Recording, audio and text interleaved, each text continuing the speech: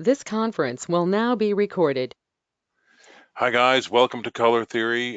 This is Peter Olson. I'm an instructor in Section 1 of Color Theory. There's also Professor Penna and Professor Bro. We work together very closely, and I developed this curriculum for the online class, and so I make myself available for questions and answers as needed. We all try to use Slack as often as possible, so that's another really good way to get in touch with any of us. But depending on who your instructor is, you'll have different contact info. But I'm going to do all the live sessions for the month. So hopefully I can answer all your questions tonight, and you can have a great month getting started. All right, so what are we going to learn this month? You're going to learn to become proficient in the science of color theory, cultural and psychological applications, color management, color systems. We're going to talk about Pantone, use of color in the marketplace, and how a little bit of image processing and print technology. Mostly what you're going to learn is how to use all the apps together to do a project that involves color. So we're going to use Photoshop, Illustrator, and InDesign. If you feel trepidation at InDesign, speak up now, because you're going to be using it throughout the month. And not that you have to be really advanced with it, but you have to have some basic understanding of how to place files and make PDFs and things like that. So if you don't have to tell me right now in the live session, but reach out to your instructor if you're having any worries about your ability with InDesign. All right, so typically week 1 looks like this. So we have a live session Monday, and every Thursday throughout the month, we would have a live critique. But of course, this being Thanksgiving week, we're not going to do that. It's going to be a little different. So this is kind of what our month looks like. It's a little complicated. So we have a nice Thanksgiving break here: Wednesday, Thursday, Friday, Saturday, Sunday, 4 days off. And to make up for that, we have nothing. We don't have any way to make up for those days. So we're going to have to overlap our assignments.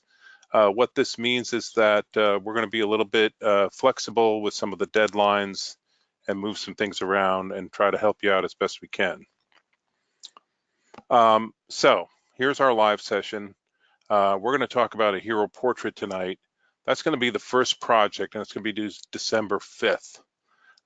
So you will have a break, be with your family, relax, forget about school for a few days. But then when you come back, we're going to hit the ground running and get right into it.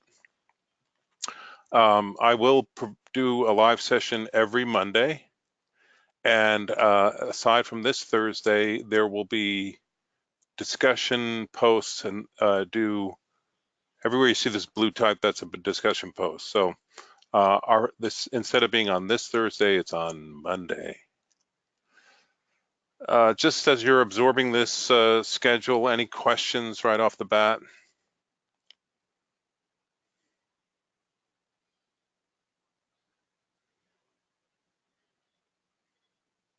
Anybody nervous about the month?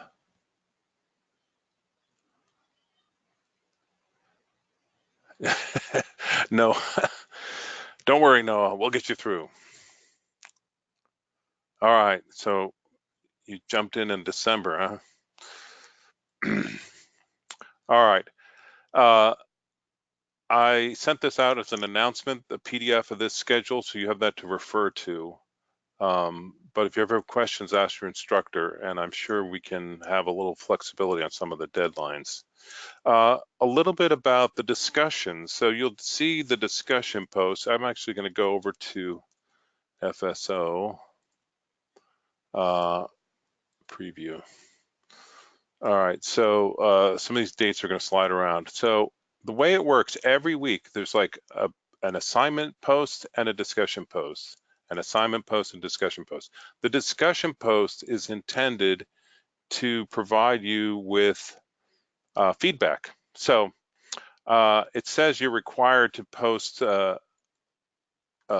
things. You're supposed to post your hero grayscale portrait, right? What this means is that maybe it's not done, maybe it's not perfect, it's not what you really want, but you post whatever you have. You will not be graded on the quality of the work you submit to the discussion. You will only be graded on whether or not you participated in the discussion.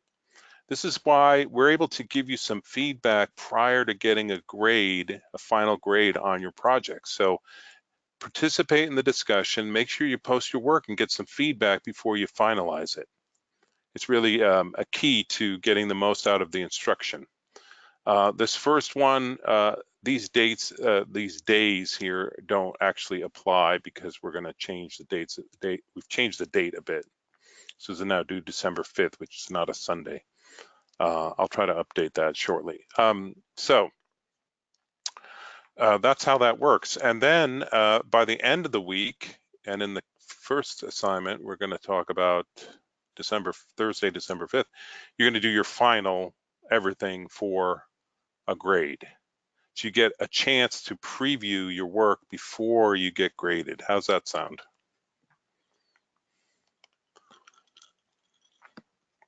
I tell you, I did my master's degree online here at Full Sail, and the worst thing I hated was I would submit something with a tiny error or something I could easily fix and get dinged on the grade because there's only one chance to submit things. So I built my course with a second chance every week. All right, let's talk about color. That's why we're all here. Only those who love color are admitted to its beauty and immanent presence. It affords utility to all, but unveils its deeper mysteries only to its devotees. And Johannes Itten, he was a great artist. This is one of his paintings. He was part of the Bauhaus, great designer. But let's talk about what he's saying here. So if we break it down, he says color affords utility to all. How is color useful? What gives it utility? How do we use it? And I'm not talking like artistically, I'm talking about pure function in the ways it works for us.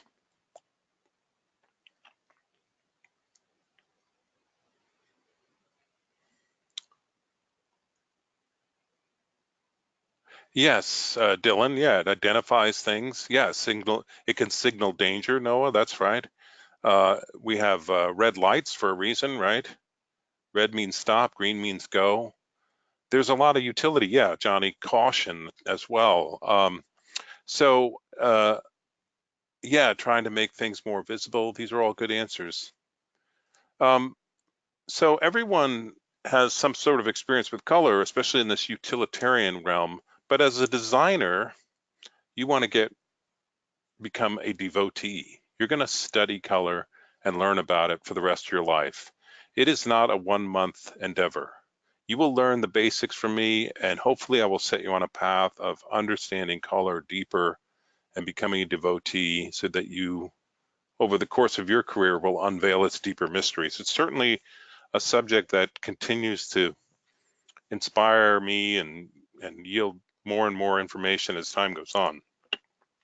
So that's really what we're trying to do, sort of set you on the path of becoming a devotee of color. We all see color, but how do we describe it? Part of it is how we talk about it. So we're going to talk about color a little today. The effective use of color is one of the most powerful tools in your toolkit. If you think about it, for instance, type is very important for designers, right? As you see type, you have to be able to read it. You have to understand the language it's written in. You read the words, you get an idea, and it goes into your mind. Color hits us right away, the speed of light. It comes right into us and we feel things immediately from different colors, color situations. We use color to describe our emotions because it's so powerful to us as humans. Here is red. What do you guys think of when you see red? What comes to mind? Any answer is correct, whatever comes to your mind. McDonald's, heat, danger, anger, yes. Danger, heat, anger, McDonald's, that all seems to go together in some terrible story, doesn't it?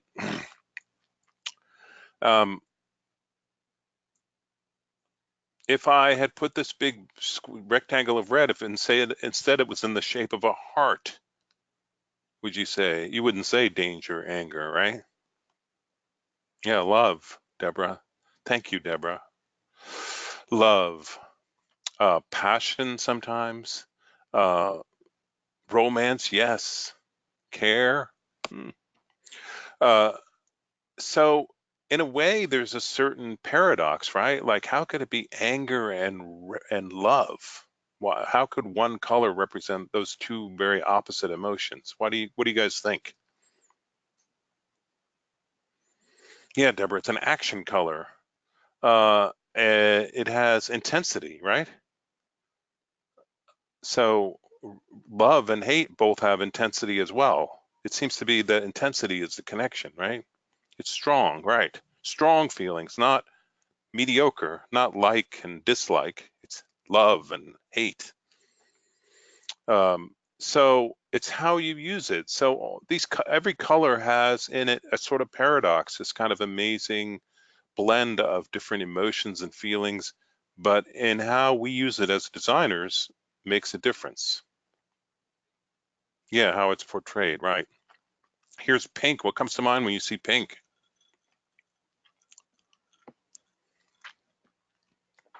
Barbie, yes. Ballet, cool. Yeah, that's a good one, Johnny. Dessert, something sweet. Yeah. Uh, I wish you guys would put on your microphones. This is great discussion. Yeah, pink seems to be sort of youthful and friendly. It can also be very kind of sultry and sexy, but it can also be very innocent. So it kind of has that sultry, sexy, but innocent at the same time. Yeah, subtle softness. Uh, tends to be associated with femininity a lot, but not always. So here's orange. What do you associate with orange?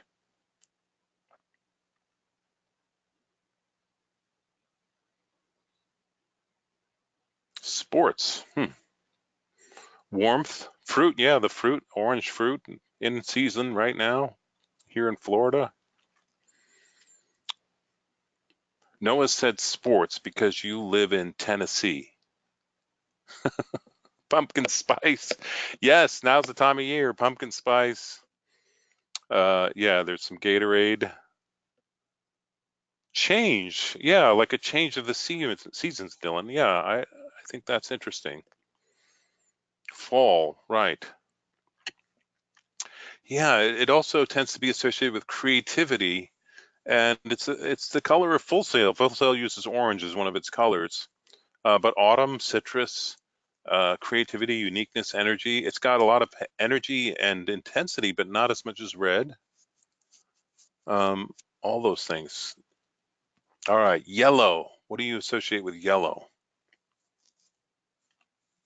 Sun, sunshine, vibrancy, caution. Huh, Johnny. Yeah, sunshine, vibrancy. It's kind of a happy color, right? Like the world of flowers. Oof. But it can also be kind of dangerous and look a little scary. Hold on.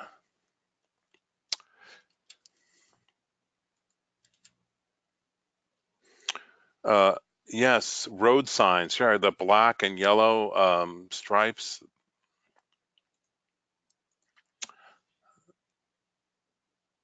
Hold on, I gotta update my presentation here.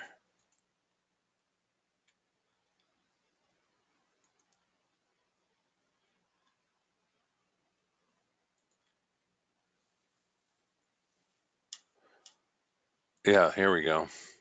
Yeah, so flowers or danger, warning. So again, a bit of paradox, right? The green button. Uh, all right. How about blue? What do you associate with blue? Water, sky, calm, serene. Yes. It's that meditating by the ocean. Jamie, sad. Yeah, it can be. You're feeling blue. It's a little sad. Um, if you think about it, it's kind of new agey in a certain way, very calmness and sadness kind of go together. Wisdom, that's a good one, Deborah.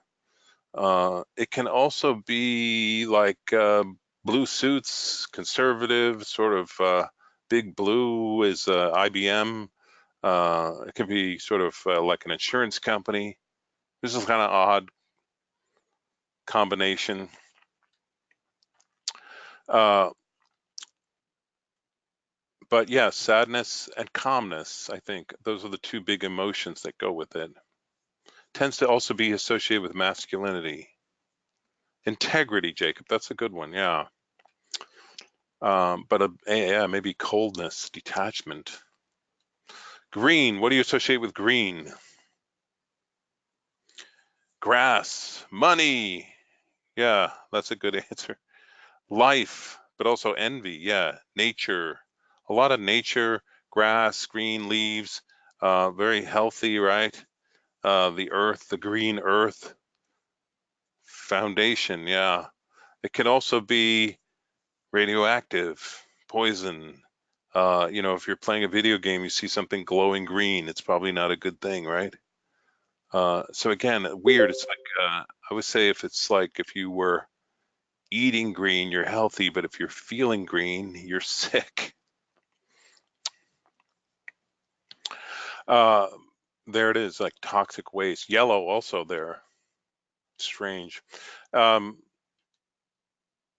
yeah, nausea, illness, but also healthy, green earth, and money, success. A little bit about the science of color. So we use our eyes to see color. It's important to kind of sort of know how they work. When light travels through the front of your eye through this little lens here and it flips upside down, and then just this little back of the eye is where we sense all the color we see. Excuse me. Called the fovea. We have receptors for different color wavelengths for red, green, and blue.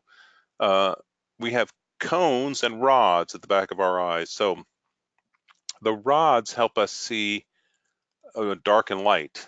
So if you want to see in the dark, that's what those are for. Cones help us see color. There's three kinds: red, green, and blue. The way these, excuse me, the way these cones sense light, it's how we see all the colors we see. Excuse me a minute.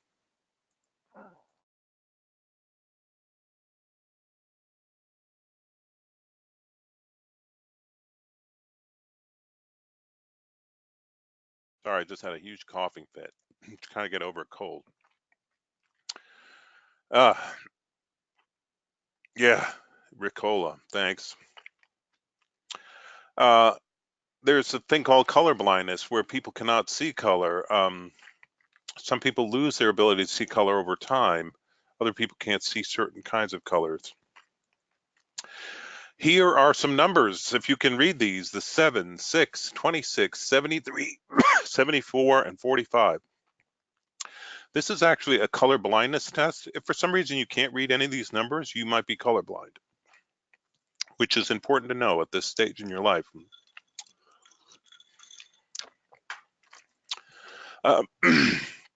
Sorry.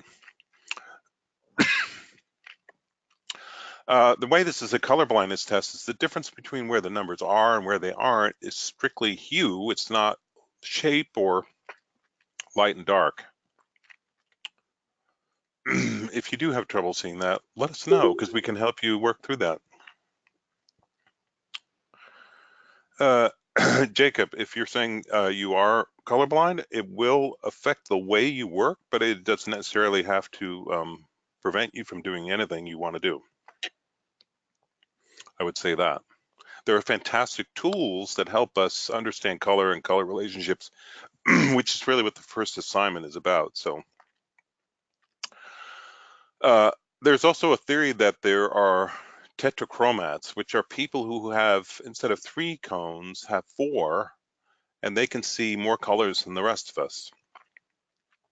The story I heard about this woman supposedly was a tetrachromat, and they said, "You see this beautiful blue sky?" And she said, "Yeah, I also see pink."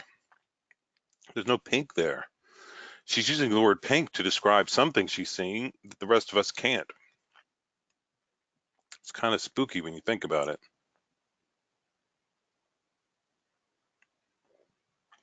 Yes, and Deborah, by the way, it could only be women because of the way the X and Y chromosomes line up. Only women would be able to have this ability. Yay, girls. All right. All right. Stare at the white dot in the middle of this flag, and I'll tell you what's happening to your eyes. So one of the great qualities of human beings is that we adapt to our surroundings. So as we go from bright sunlight into a dark room, at first you really can't see very well. Everything looks very dark, but then quickly your eyes adjust to your surroundings and you're able to see in the dark room. Once you're adjusted, if you go back outside, it's hard to see again because of the bright light.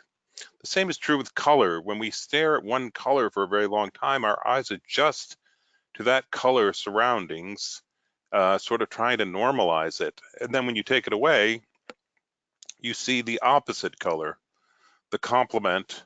If it's black, you'll see white. If it's white, you'll see black. And then it slowly fades away. Did everyone have that experience of seeing the flag? Old Glory, yes, Deborah. Yeah, so important note as a designer that your eyes can kind of trick you, because if you get too used to a color or color surroundings, you get desensitized to it and you may not be aware of how it actually would look to a fresh set of eyes. How we talk about color is really important. I'm going to jump back to the other presentation.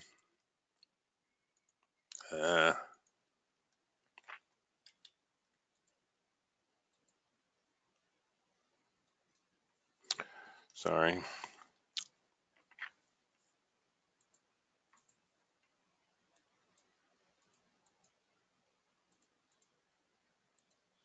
There we go. All right. Oh, this presentation is messed up.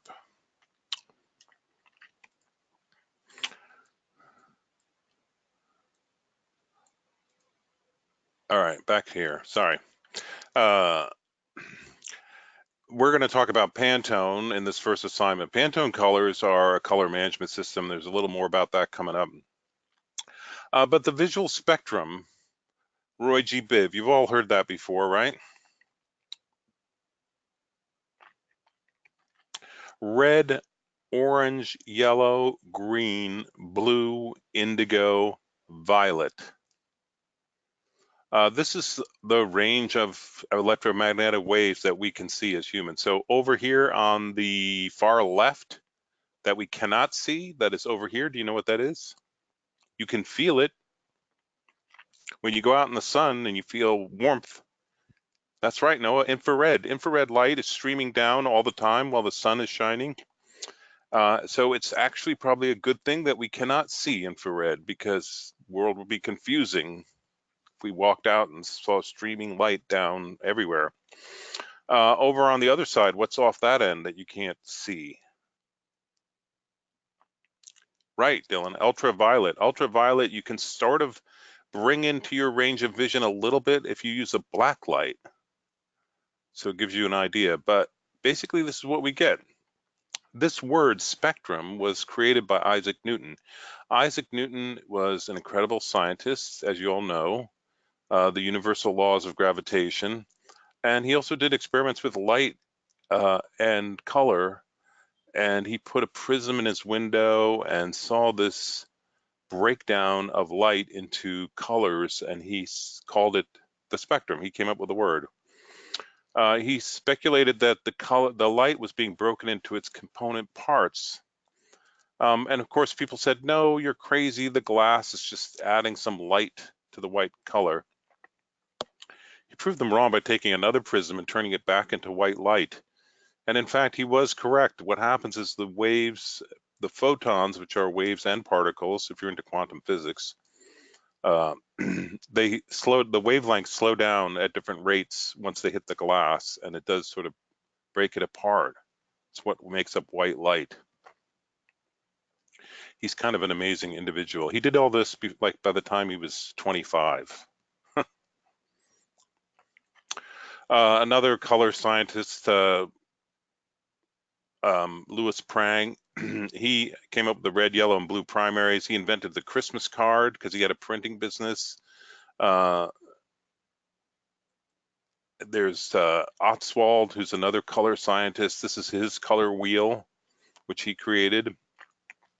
And the Bauhaus, which had the red, yellow, blue primaries. This is actually a painting by Piet Mondrian. He hated green, had no green in his studio. But this primary color palette and this geometric look was sort of a hallmark of the Bauhaus and got used a lot in the early 20th century. Who had great hair, Deborah? Was it? It's Newton. Yes, of course. I have a feeling that is store-bought hair. But anyway, I like Johannes Itten's haircut personally. Itten, who gave us the quote from the beginning of the lecture, was a great designer, one of the members of the Bauhaus. This is his own color wheel. He wrote a book called Elements of Color, which I actually used as my textbook when I was in college, but worth following. One of his students was Joseph Albers, who had this idea that color is relative. In other words, color appears, Dr. Evil, color is relative. It appears different based on the surround. So depending on what colors are around it, and this is one of his paintings, it changes the appearance of the color. So if you see, like here, you've got this sort of periwinkle blue and this blue, they look very different, but indeed they are actually the same color, but the surround makes them look different. So that's something else you want to think about, and this is going to really affect how you do your design work. What colors go next to other colors? How do we describe color? Does it pop? Does it have depth? All these terms are things that we want to get familiar with and be able to talk about it. This is a painting by Mark Rothko, who was part of a movement called minimalism from the mid 20th century. And there's more on Rothko that I would love for you guys to explore. His paintings, you may think not much of them, but if you see them in person, they actually have incredible sort of vibrancy and artistry to the way the color comes off the canvas. This is an excerpt from the YMCA graphic standards, and by the time you're done with this class, you'll know what all these numbers mean and be able to create this kind of thing for yourself, for your own brand. All right, so let's talk about a color wheel. Color wheels are a useful tool for us to understand color relationships. Starting with, we're going to break it down, starting with the primaries. What makes a primary color?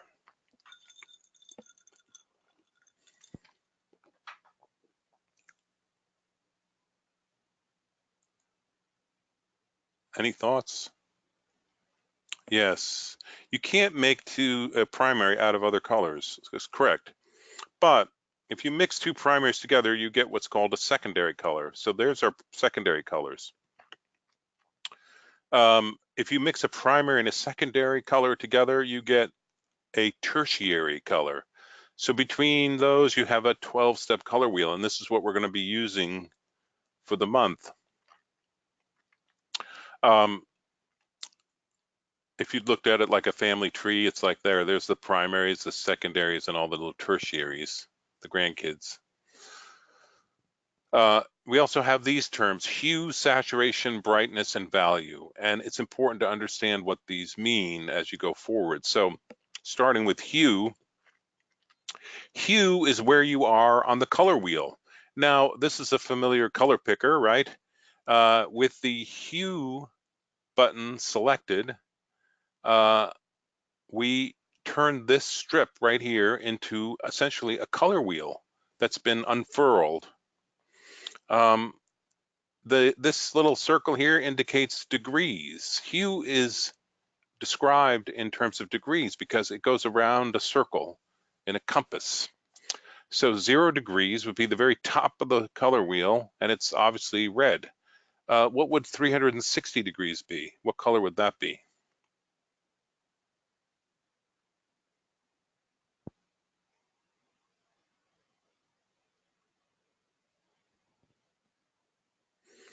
Yes, Dylan, 360 is still red, right? 50 points for Hufflepuff. Yes. Uh, yeah, because it's a circle, it goes all the way around. Um, when you think of a compass, right? So there's where red would be, and if you go all the way around, it's back at red again.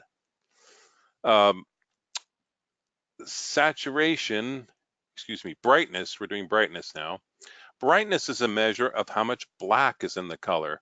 So when you select the brightness radio button here, this becomes a brightness slider. And 100% brightness is full color, 0% brightness is black. Now, it's confusing because you think the word brightness doesn't sound like it would be a measure of black, but just remember the B, brightness, black, it goes together. So brightness is a measure of black. It's going to be on the test later. Saturation is a measure of how much white is in the color. With 100%, it's full color, and 0% is all white. You already took the test, Deborah? Remind me later, send me an email, and I'll give you a second chance. How about that? No one should get anything less than 100% on the test. All right. Open book test is what I'm saying. Yes. All right. And then we talk about value. Value is a measure of light or darkness regardless of hue. So you can have two different hues that are the same value, same light and dark. With those four measurements, brightness, or three measurements, brightness, saturation, and value, you can really do all the colors in the color wheel. All right, so Pantone, we talk about Pantone colors. Yes, tests. You know what? I think being a designer and taking tests is two things that are opposite each other. And so that's why I tend to be permissive on the tests. All right. So Pantone is a for-profit company, and they print these incredible books that show you different color swatches. And the way it works is each color has a number designated with it. So if I was printing something and I told the printer I want it to be a Pantone 360, they would know exactly what color I was talking about. If I said Pantone 192, they'd know exactly that red color that I was looking for. So it's a very useful system, and it's pretty ubiquitous. Everybody uses it, and we're going to use it this month as well. And there's a video that I'm going to show you that explains a little more detail about Pantone. So I'm going to run the video right now. If you have any trouble with the audio or anything, let me know and I'll try to adjust it, but hopefully this will work. We sit in a really unique vantage point. We're touching so many different industries, whether it's graphic design, fashion, interiors, cosmetics, industrial design. We're able to really look at that broad array of color trends and preferences and bring them into the new systems that we launch here.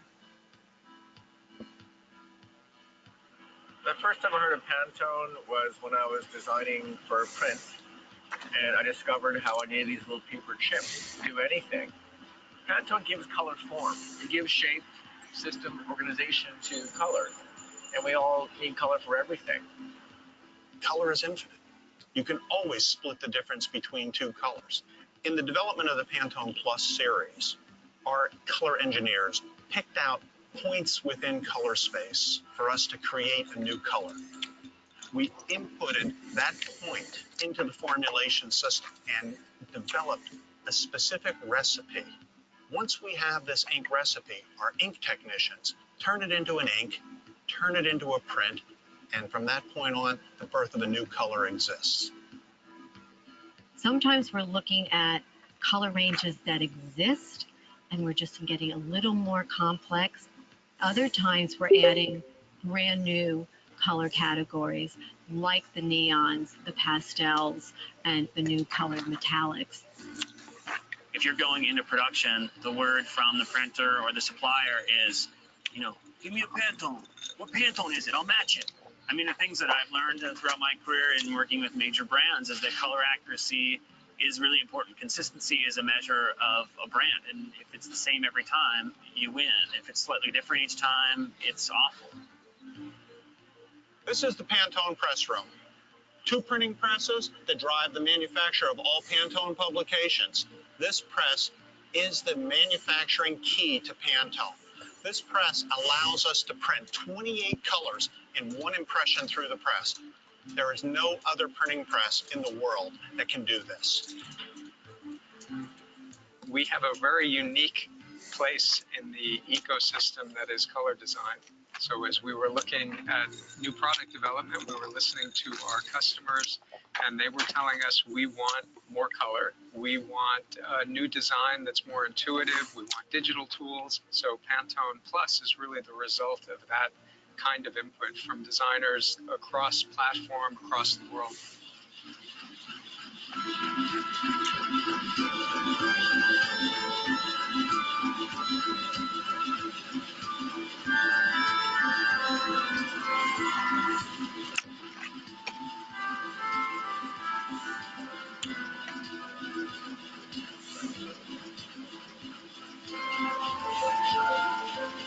The 224 new colors were added, and the digital solutions that we've married up with them allow them to be used in current workflows. The Pantone Color Manager is software that we'll be releasing with Pantone Plus. It is a digital representation of all of our fan decks, and it allows a designer or anyone working with Pantone colors to be able to push those digital values into all of their design applications. And over the history of the development of the book, new sections have been added on at the end, which broke the family orientation of the book. The book has been reordered now so that all families of colors are next to each other in a predictable manner. My favorite Pantone color? Old 32 Red. We use color in design to convey certain feelings, emotions, or meanings. I use Pantone as kind of a universal color language. I actually don't know what I would do if we didn't have the Pantone chips. I guess I would take a client out on the streets and point at a cab and say, is that the yellow you want? I really don't know. I think color is one of the most powerful things in the world. I think the ability for there to be new stories in color, just because there's more, I think is going to be great.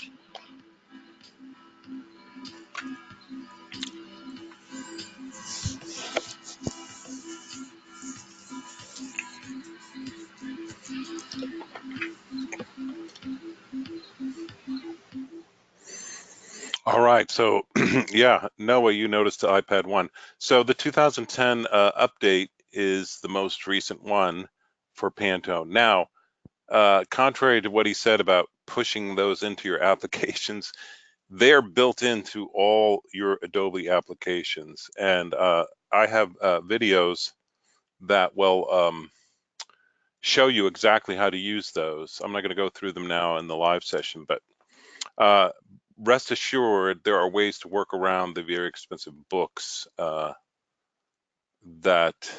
oh boy, that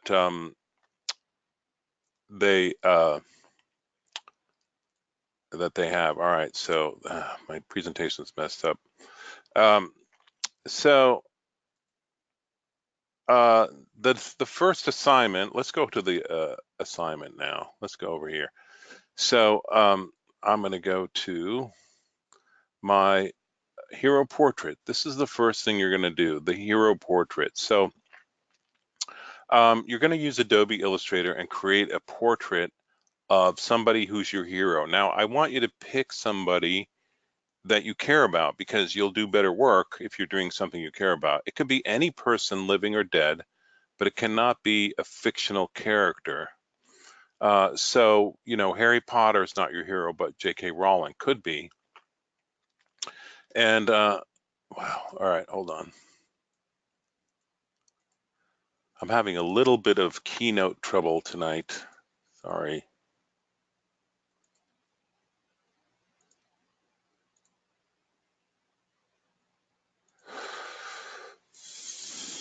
Oops, there we go, up here. Open. Oh.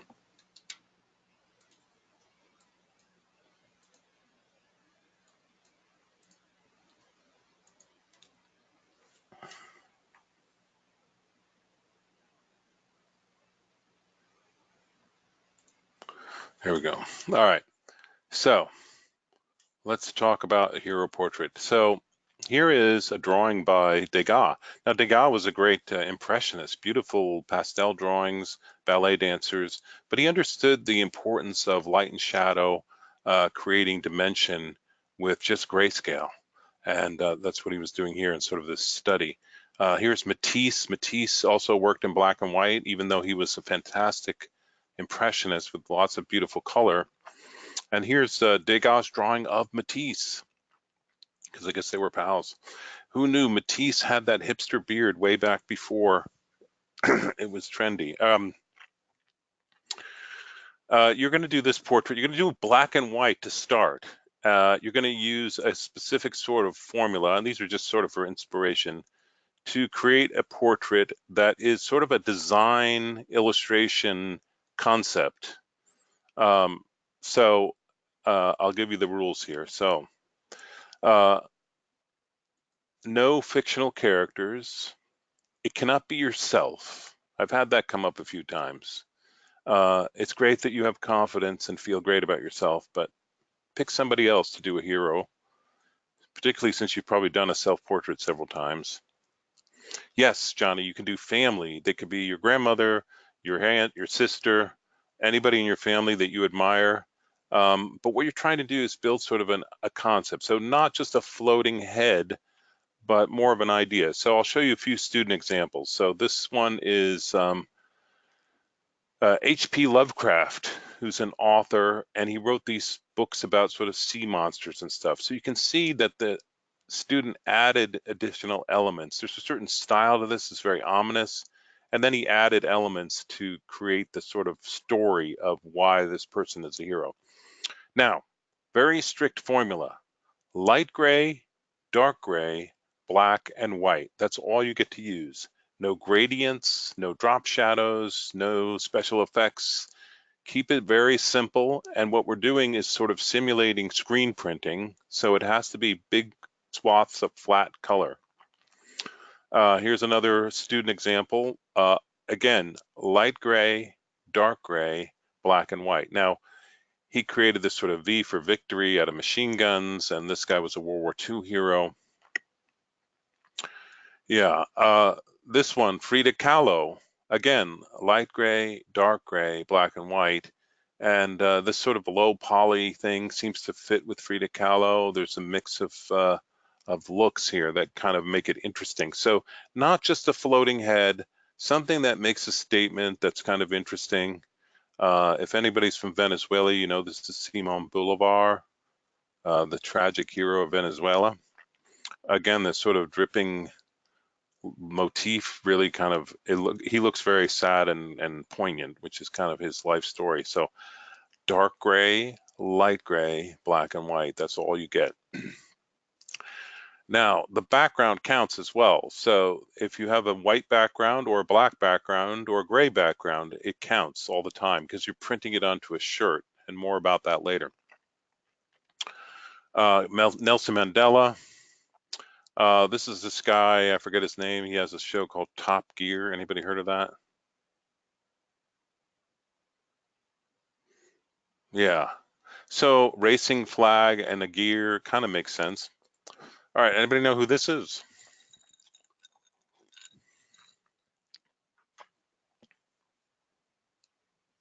Mr. Clean. Patrick Stewart, of course, Noah. Yeah, Patrick Stewart. So this is a good portrait. It looks like him. It's using the right number of grays and all that, but it's pretty low concept. There's just some stripes in the background. There isn't really a story being told here. I would like to see either a unique creative style to the illustration or add additional elements to the background to try to tell the story. Star Trek, yes, Noah, you're revealing how old you are.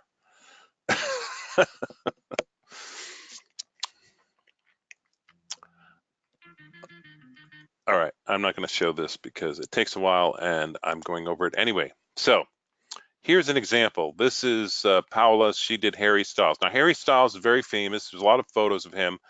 So she took his picture and she added this butterfly in the background. She added some type, which is okay. She added some plant life here that creates a sort of pattern, like sort of interesting motif. The whole illustration is freestanding. It's not like cropped on the edges. So it works really well for a t-shirt. She's got a light gray, a dark gray, and black and white, and that's all you get. So this artwork was pretty successful in terms of that. After you've created your grayscale, you're going to convert it into different color relationships. A monochromatic, complementary, split complementary, double complementary, analogous, triadic. And there's her final design. You're going to do color separations, just like you would if you're going to a screen printer, using a template, and the video will show you how to do that. And there is her final t-shirt. This is the project. So that's all you have to do by December 5th. A little bit about the color relationships as you pick them. Close this. This is not working. All right, so the color relationship you're using. So there's complementary. Those are colors across the street from each other.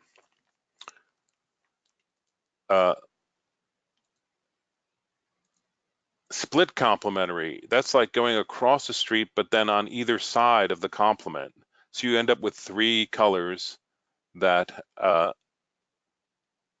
yeah. So Nicholas, you're saying, are these due this week? So not this week, but by Thursday of next week. So this week, yeah, because you have the holiday, but one would be pretty foolhardy to not start on this until next week. So you really want to like get this going. I'll talk more about the schedule at the end. All right, Johnny, you're asking about photo rights. So ideally you would create your own unique artwork. If you're using a photo reference, you can do that, but you need to make enough changes to it to make it your own piece of art. Just copying a photo into Illustrator does not meet the requirements of the assignment. Right, all right. I'm gonna go through these color relationships really quickly. Double complementary, 2 sets of complements. And analogous, these are colors that are next to each other on the color wheel. So they're all on the same side of the street. But every time you're using 4 colors. So if a color relationship only has 2 colors, you get to use black and white as well. If a relationship has 3 colors, you get to use either black or white, but not both. I'm going to jump to the end because we're running out of time here. But so here are sort of the levers of color that you're going to be pushing around. Hue, where you are on the color wheel, and that's going to be largely determined by the color relationship you're working on. Saturation, how much white is in the color. Brightness, how much black is in the color. And temperature, how warm or cool the color is. So using those sort of levers, you're going to change the colors to make them work for your illustration. So in other words, what you don't want to have is a color relationship where the shadows are brighter than the highlights. You need to change them around. I'm going to just show this one example, which has actually got the same number of colors as your assignment. So there are 4 colors here. There's white, violet, purple, green, and orange. So this is a secondary triadic relationship with the addition of white. Now, for the shadow, he used the purple color and he darkened it up so that it functions like a shadow. Orange, sort of in its normal state, is kind of a midtone, so that works really well in that midtone.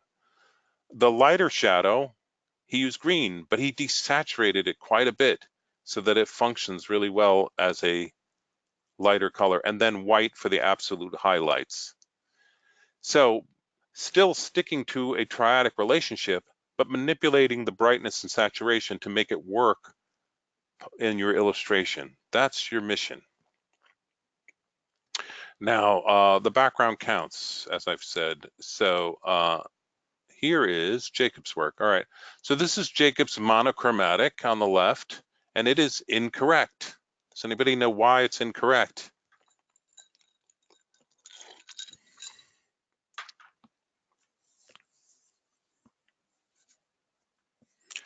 No guesses. White background, right, Jamie? Yeah,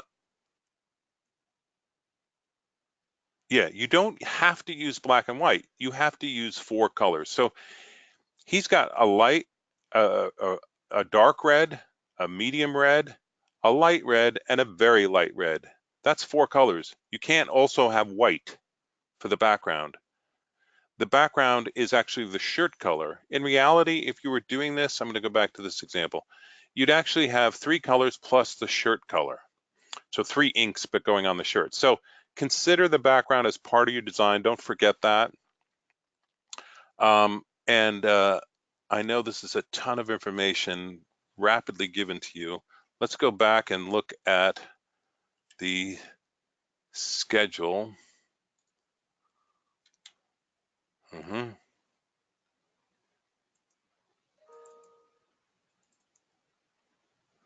Here we go. All right. So today, here's our live session. Start working on your hero portrait. Figure out who you're going to do. What's your strategy? Are you going to use drawings or illustration or photographs as reference? Work on that as much as you can before you have a wonderful break with your family. Then you don't have to do any work. When you come back, we're going to have a live discussion at noon on Monday the 2nd to review any work that you have completed in the week 1 discussion. So it's a little confusing because it's the start of week 2, but that week 1 discussion is where we can look at it, and then you can get feedback, live feedback on your work. You will then complete a peer review of another student's work on Tuesday, and then you're going to complete the rest of the assignment to do your final by Thursday, December 5th. Now, we have the week 2 assignment will be due Sunday. That means that most likely you're going to have to work on both things at once. And I apologize because I don't really know another way to get the curriculum in the shortened time frame. What I can offer is that if you have trouble making this December 8th deadline, we can be flexible about getting your work done by then.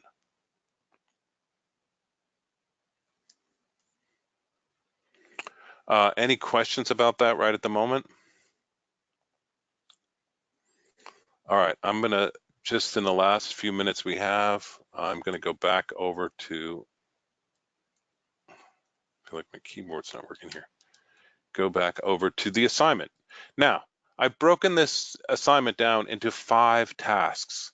So when you look at this written assignment, it is quite long because it has all the details you need. So task 1, some videos, how to do that. Task 2, description here, more videos. Task 3, color separations. There's a whole written description of what to do and a video showing you how to do it. Task 4, which is pretty easy, putting it on a t-shirt. There's a video. And task 5, which is the final presentation of your whole assignment. There's a video here with a student example to give you an idea of what you're headed for. Then, importantly, I have a rubric here which you can check your work against this to make sure that you've completed everything properly. I know this looks like a lot. That's because I provided enormous detail, but if you watch the videos, you pretty much get it. All right, Dylan's asking, so for the first live critiques are at noon, the rest of them will be about this time? No, so all the critiques will be at noon. The first one will be on Monday the 2nd. The rest of them will all be on Thursdays. Well, actually, no, I'm sorry. We're gonna push it back. Whenever there's a live critique, it'll be at noon, right? The live sessions where I'm going over the assignments for the week, those will always be at 7 p.m. And like I said, Slack can be your best friend. I'm on Slack all the time. You can see I'm on it now. There we are. Join the course. If you have trouble getting in, as Johnny did earlier, I invited him. Let me know, send me an email. All three of us, myself, Professor Penna and Professor Bro, will be on this periodically. And the cool thing about Slack is that I have it on my phone, so if I happen not to be at my desk and you have an urgent need that I can fix for you quickly, it's a great way to get a hold of me. All right, Noah, not having access to Adobe CC is an enormous obstacle to completing the course. You will need to solve that problem as soon as possible. Creating your hero portrait starts with thinking about who it is and doing some pencil drawings perhaps. So you might be able to continue to make progress while you work that out, but you will not be able to complete the course if you don't have access to all the apps.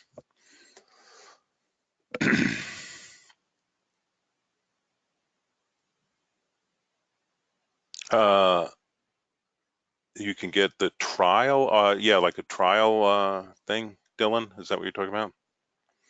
Yeah, I don't know. I mean, they should, Full Sail Tech Support should help you with that right away.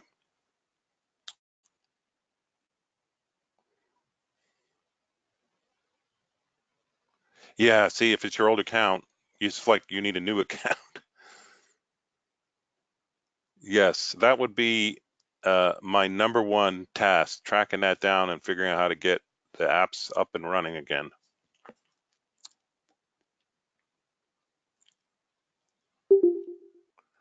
So Noah, the way it works, our department chair has started out this thing as a course _ and then the 3-letter designation of the course. So we're CTH. Once you get into the DAD Slack channel, you'll see the Slack group. You get to see the channel there.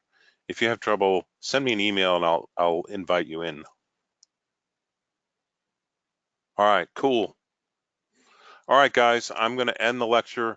As always, if there are any questions, please reach out. We'll try to help you as best we can, and just stay calm and enjoy your Thanksgiving holiday.